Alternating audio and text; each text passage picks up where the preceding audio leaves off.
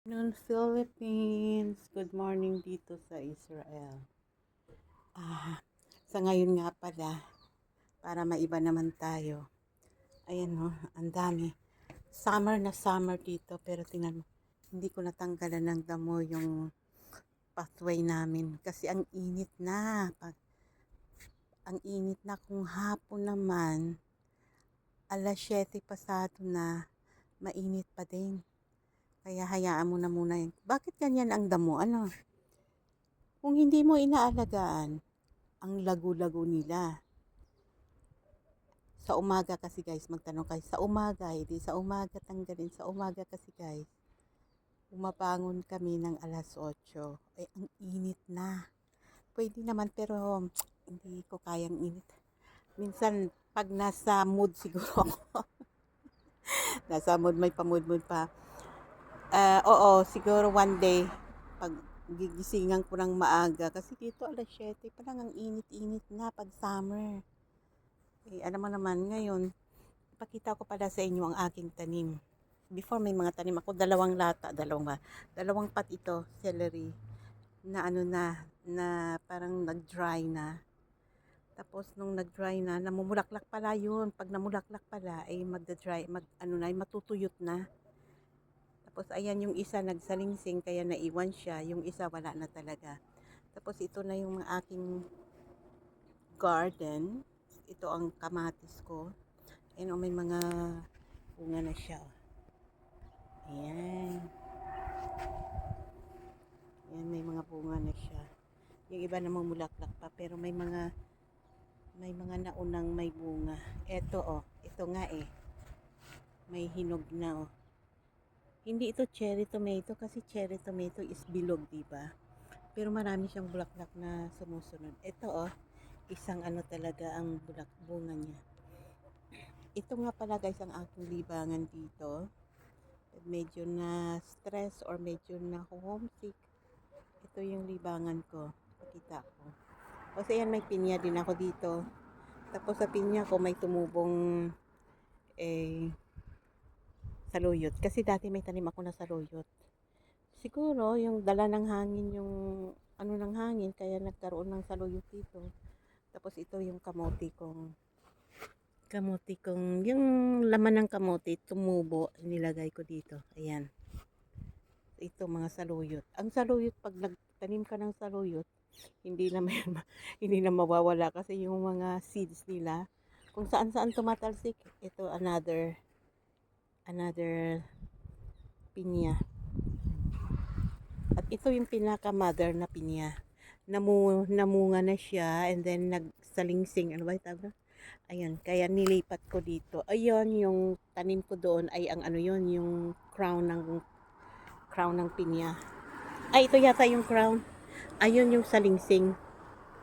Ayan, ito may salingsing. Ito bagong salingsing din ito, at saka yung may salingsing din siyang isa. Pag may pat ako at may soy, itanim ko rin yun. Ilipat ko. Tapos ito, yung aking saluyot. Ang dami nito before. Nung maliliit pa siya, yung medyo naunang lumaki, tinanggal ko, niluluto ko. Kasi ang dami-dami dito. Kasi dito dati may isang saluyot dito na hinayaan ko siyang hanggang magulang, hanggang sa nagkaroon ng bulaklak at seeds. Kaya dito ang dami-dami. Ayan may mga putol-putol pa Kasi pinuputol ko at ginugulay para yung mga natira makahinga. Ngayon ito dahil malaki na, tanggalin ko na naman ito para yung mga maliliit makahinga uli at lumaki din siya. Tapos ito yung aking papaya, wala ng bunga. Before nagano din ako nito, nasa vlog ko rin ito, may bunga. Yung nakuha kong bunga dito, mga 7 yata, pero hindi siya malaki, yung maliliit lang na bunga ng papaya. At least may papaya ako, diba?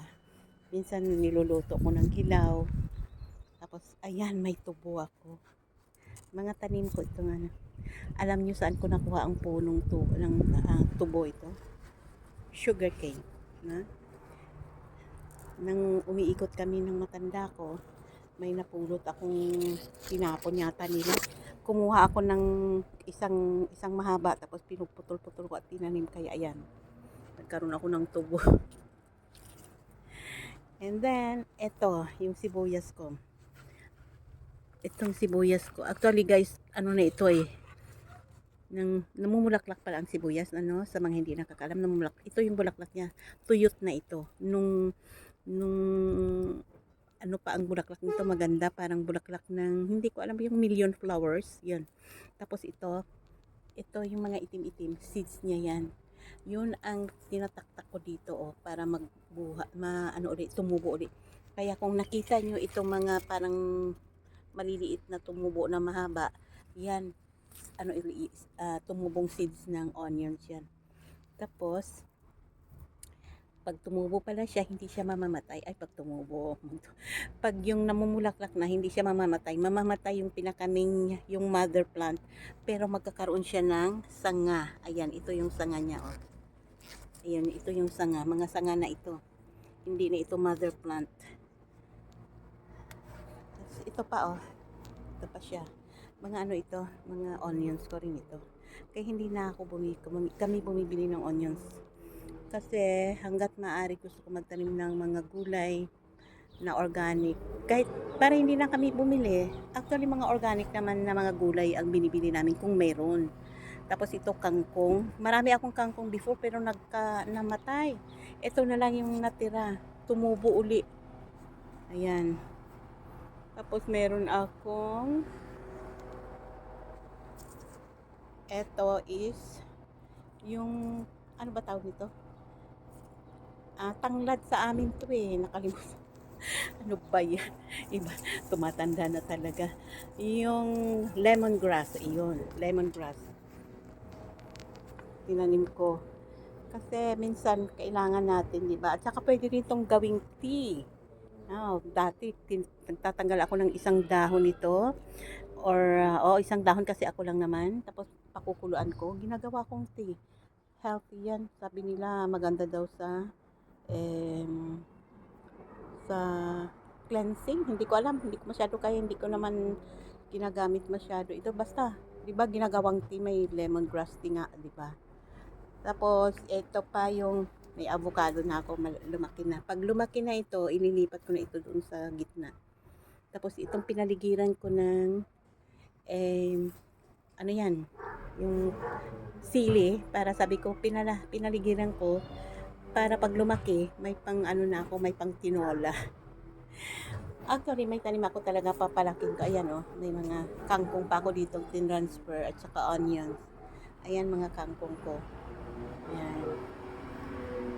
Ito yung tanim ko talagang sili na palakihin ko. Ayan. 4 na puno ito. Sa 2, 3, 4. Pag lumaki na sila, na alam ko nang kaya na nila yung, pasensya na kayo, may kumukuha ng basura. Ay. Palakihin ko ito. Pag alam kong malaki na sila, na kaya na nila yung init, ilabas ko na dun sa initan. Alam mo, tingnan nyo, kahit hanggang dito may tumubong sibuyas, oh. Ito, yung maliit na to. So, ayan na muna guys. Saka ko na yung mga iba kong tanim kasi maingay.